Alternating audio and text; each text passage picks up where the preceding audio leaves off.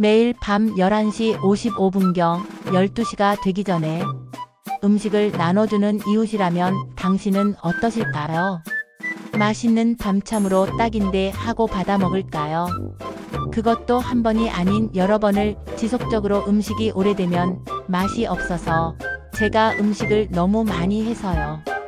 손이 커서 한 번 하면 많이씩 하는 게 버릇이 됐어요. 그래서 나누어 먹자고 가져온 거니 맛있게 드세요. 한다면 상식적이지 않는 행동을 또 어떻게 생각을 하실까요? 으스름한 저녁 무렵이었습니다. 누군가 가까이 오고 있었다. 아유, 놀래라. 누구세요? 너네 엄마. 괜찮아? 정육점 딸 미숙이가 조심스럽게 물었습니다. 1990년 봄쯤이었습니다. 응, 많이 좋아지셨어. 다행이다. 우리 엄마가 그러는데. 미숙이가 주위를 둘러보고 목소리를 낮췄습니다. 너네만 그런 거 아니래. 옆집 말고 다른 집들도. 뭐? 3년 전에 골목 안쪽 김 할머니, 2년 전에 모퉁이 박 아저씨, 작년엔 건너편 이씨 아줌마. 다들 비슷했대. 갑자기 이상해지고 말라가고. 화자는 소름이 확 돋았습니다. 그 사람들 모두가 제삿밥을 먹고 다 그렇게 됐다는데 그 제밥이 누구를 살리는 비방이었다나 뭐래나. 그래서 그 사람들 어떻게 됐는데? 김 할머니는 돌아가셨고 박 아저씨는 정신병원에 계시고 이씨 아줌마는 실종됐어. 미숙이가 화자를 똑바로 봤습니다. 근데 다들 한 가지 공통점이 있대. 밤에 누가 음식을 가져다 줬다는 거. 할머니는 뭔가 이상하다고 느꼈습니다. 옆집 남자가 매일 밤 대문 앞에서 담배를 피웠습니다. 이상한 건 항상 화자네 집 쪽을 보면서, 그리고 쟤를 털 때마다 화자네 집 대문 앞쪽으로. 처음엔 실수인 줄 알았습니다. 한두 번 항의도 했죠. 하지만 남자는 계속했습니다. 마치 의도적으로. 그건 향을 피우는 형식으로 귀신을 부르는 비방이었다고 했어요. 어느 날 할머니가 망원경으로 몰래 봤습니다. 남자가 중얼중얼 거리고 있었고 입모양으로 가라고. 저쪽으로 가란 말이야. 여기 말고 저쪽으로.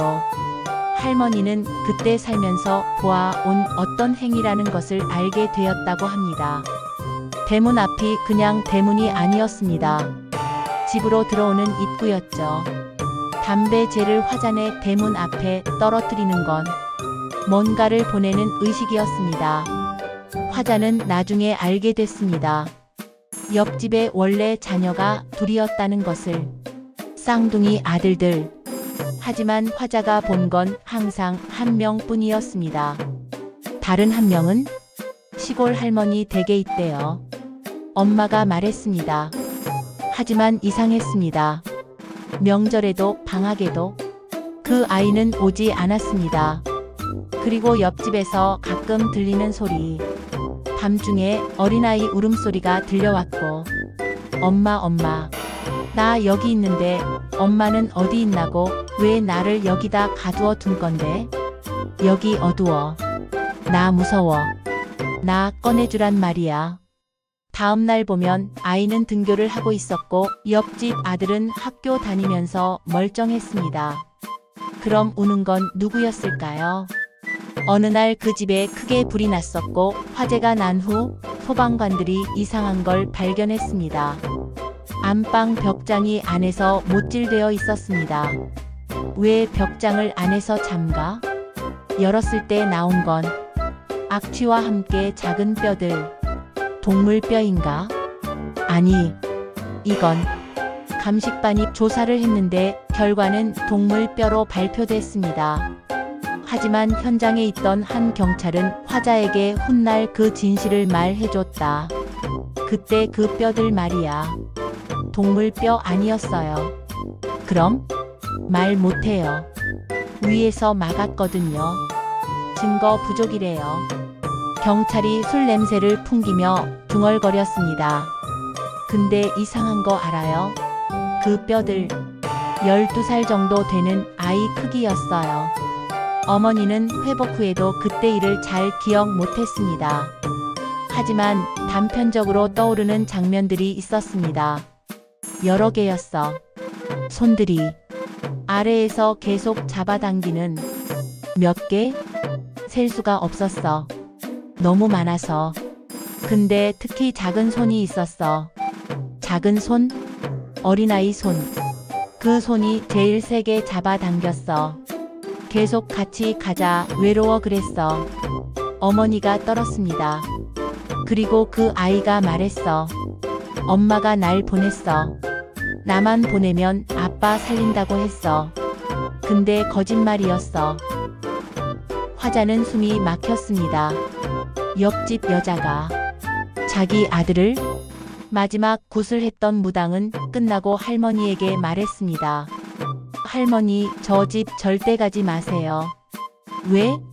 저기 뭔가 묻혀 있어요. 뭐가? 말 못해요. 하지만 산 사람이 아니에요. 무당조차도 무서운 듯 떨면서 말해줬어요. 그리고 한 명이 아니에요. 저 집 마당 아래 여러 명이. 여러 명? 네, 제가 느낀 것만 최소 셋, 어쩌면 더. 무당이 화자네 집을 봤습니다. 이 집도 위험했어요. 만약 제가 늦었으면 당신네 며느리도 저기. 말을 잇지 못했습니다. 2024년 그 집터에 재개발이 들어왔습니다. 공사 중 이상한 게 발견됐습니다. 마당을 파던 중. 이게 뭐야? 작은 뼈들이 나왔습니다. 여러 구. 동물? 아니, 이건. 경찰이 왔습니다. 감식반도 왔고 결과가 나왔습니다. 인골. 어린이 3구, 성인 2구. 최소 30년 이상 묻혀 있었던 것으로 추정. 신문에 작게 보도됐습니다. 90년대 실종 사건과 관련 가능성. 하지만 용의자는 없었습니다. 집주인은 이미 사망. 아들은 연락 두절. 화자는 그 기사를 보고 할머니 산소에 갔습니다. 할머니가 했었던 그 말이 맞았어요. 정말 거기 묻혀 있었어요. 바람이 불었습니다. 마치 할머니가 대답하는 것 같았습니다. 그래서 내가 말했잖니. 화자는 옆집 아들을 찾아갔습니다. 한 지방 도시 쪽방촌에서 찾았습니다. 당신도 알고 있었죠? 남자가 술병을 들고 미친 사람처럼 히이덕거리며 웃고 얻습니다. 당연하지. 나도 도왔는걸. 뭐라고요? 엄마 혼자 못해. 어린애를 마당에 묻으려면 누가 도와줘야지. 화자는 너무 놀라서 뒷걸음질 쳤습니다. 미친 놈아야. 당신도 미쳤어. 미치지 않고 서는 사람이 할 짓이 아니지. 우리 가족 다 미쳤다. 전부 다 미쳤다고. 아빠 살리겠다고 형을 죽이고 동네 사람들 죽이고. 남자가 화자를 흘낏 쳐다봤습니다. 근데 그거 알아? 아무 소용이 없었다는 걸. 아무 죄도 없는 사람들을 제물로 바쳐도 아빠도 결국 죽었잖아. 형도 죽었고 동네 사람들도 죽었는데 아빠는 살았어야 하는 거 아니야? 남자가 미친 개자식처럼 피식피식 웃고 있었다. 그래서 내가 다 불태워 버렸어. 전부 다 싸그리 다. 증거도 엄마도 아빠도 모두 다 죽여버리려고 했는데 웃기는 건 엄마는 안 죽더라 라고 웃기는 거 아니야? 정작 엄마가 죽어야 하는데 죄는 온팡 엄마가 처참하게 저질렀는데 도대체 세상이 왜 이러는 거야? 화자는 그때 모든 걸 정리했습니다. 90년대 초 옆집 남자가 큰 병에 걸렸었고 병원에서도 살 수 없다고 포기했다고 했어요. 아내는 무당을 찾아갔을 때 무당이 말했습니다. 대신 죽을 사람이 필요하다고. 그래서 지 살겠다고 지 자식을 제물로 죽이려 쌍둥이 아들 중 한 명을 제물로 바쳤다고 말했어요. 하지만 남편은 조금 나아지다가 다시 나빠졌다고 무당이 말했습니다. 네 남편을 살리려면 대신 인간 재물이 더 필요하다고. 그래서 동네 사람들에게 음식의 비법을 해서 동네 사람들에게 나눠주며 귀신 밥을 보내기 시작했습니다. 누군가 죽을 때마다 남편은 조금씩 회복되는가 싶다가 또 다시 아프기 시작했고, 무당은 지속적으로 인간 제물을 해야 한다고 했다. 남편은 더 나아지지 않았기에 그래서 계속해서 인간으로는 결코 하지 말아야 할 짓거리들을 계속 해댑니다. 김할머니, 박아저씨, 이씨 아줌마, 최청년, 그리고 화자 어머니까지.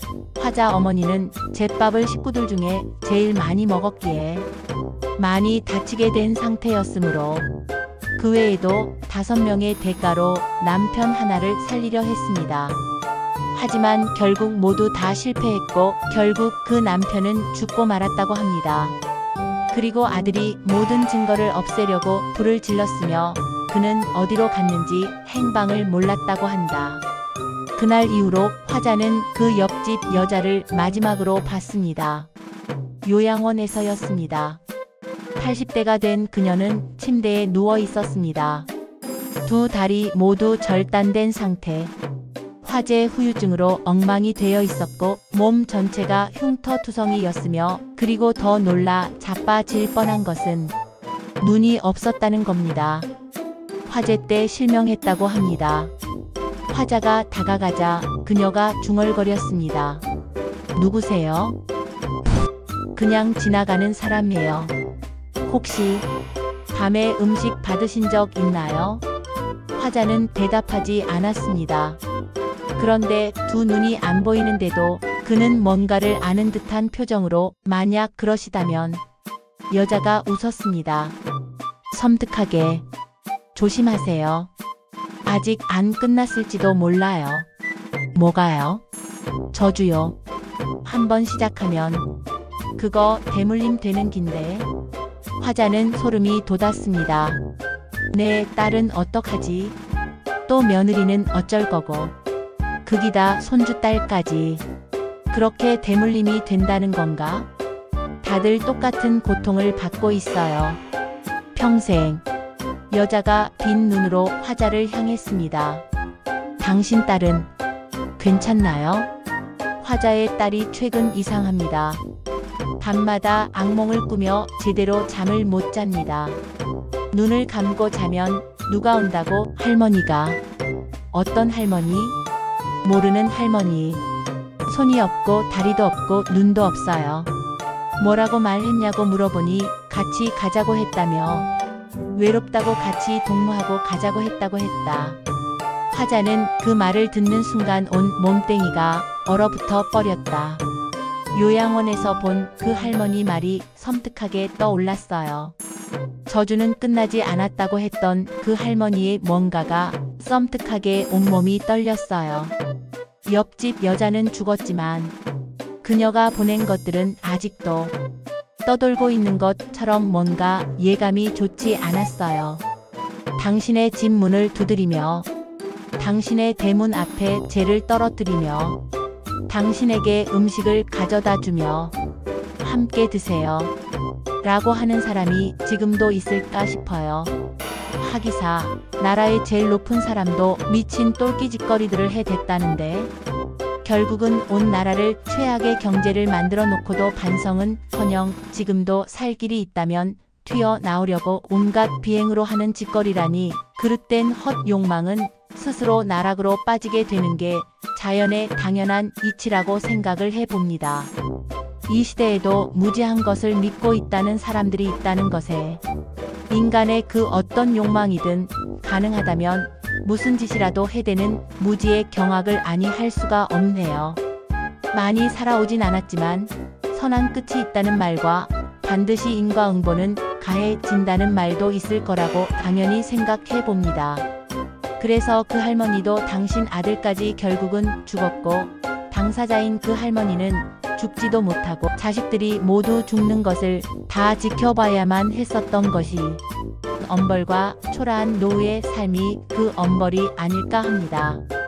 자식을 먼저 보내는 것은 한쪽 가슴에 무덤을 만든 거와 같다는 말이 과언이 아니었다는 생각을 해봅니다. 실화를 바탕으로 각색을 해보았는데 미숙하더라도 더 잘하라고 응원을 해주시면 고맙겠습니다.